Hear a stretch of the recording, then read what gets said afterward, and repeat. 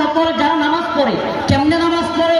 খুশু খুজুর সাথে, বিনয়ের সাথে আমরা নামাজ পড়বো তো ইনশাআল্লাহ? বিনয়ের সাথে, খুশু খুজুর সাথে নামাজ পড়বো তো?